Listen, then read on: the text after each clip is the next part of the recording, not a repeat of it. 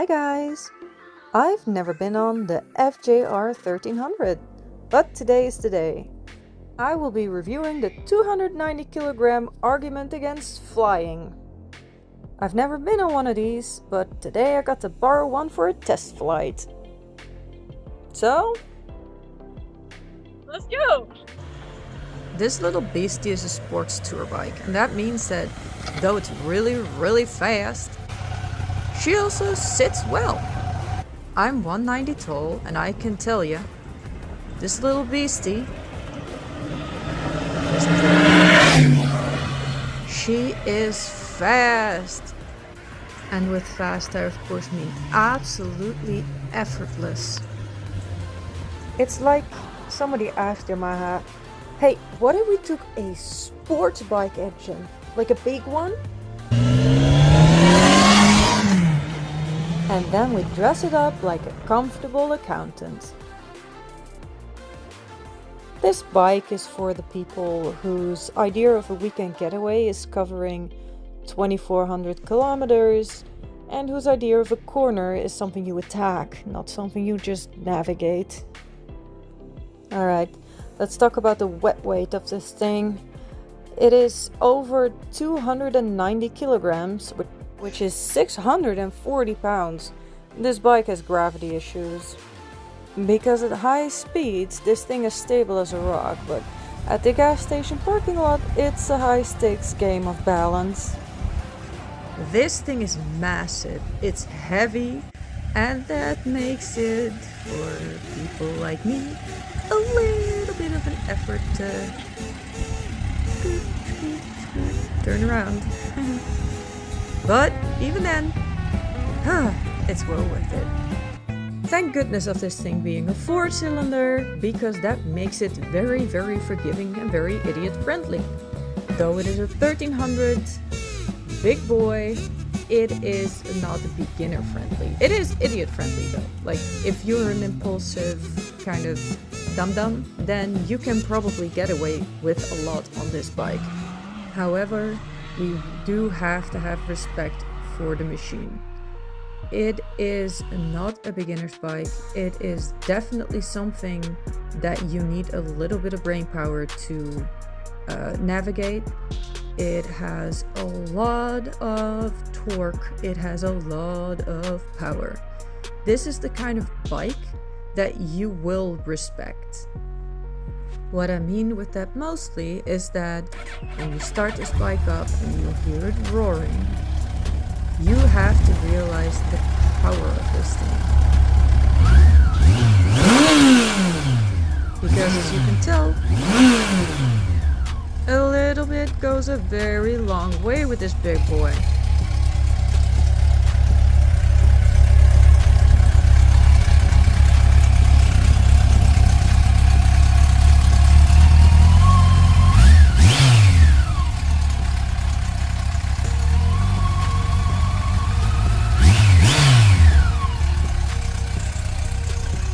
Now let's talk about the engine. It is a 1298cc Inline-Four. This isn't a hard, it is a jet turbine on two wheels. The power delivery is so obscenely smooth, you'll feel like you're riding an electric bike. Okay, that's an insult. Until you look down and see that you've entered a different time zone. It kind of whispers at idle, and it howls when you pin it.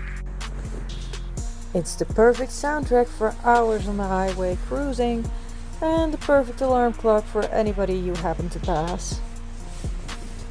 You know this thing has a sports mode, right? Why have a sports mode on a touring bike? Well, because you sometimes need a reminder that, not unlike the 50,000 sports cars that you've been passing in the turns, you too have a high credit score and a death wish.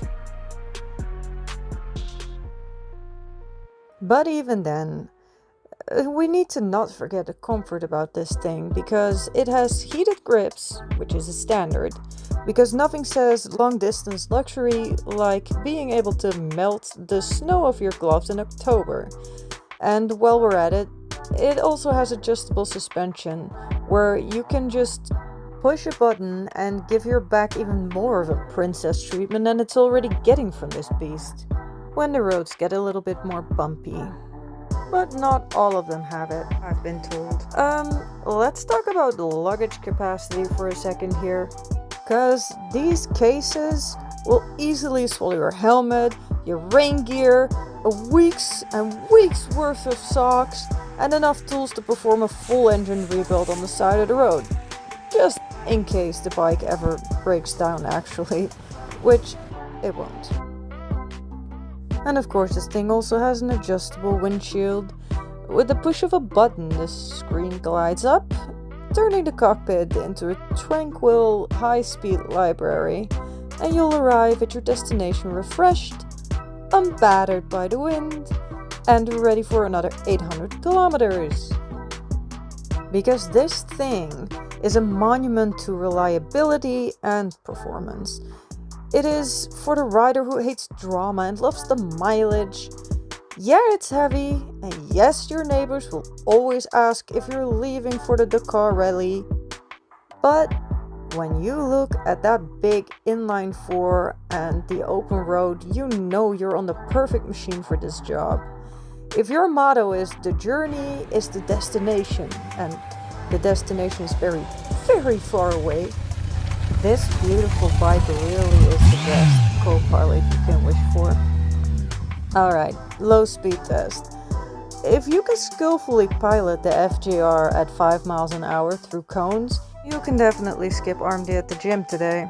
This bike is what really separates the riders who respect gravity and physics from the riders who are about to pay the local teenager $20 to help them pick it up. Well, I guess that's enough talk about the elephant in the garage. It's been a pleasure. Please help me build my channel and subscribe. Bye bye!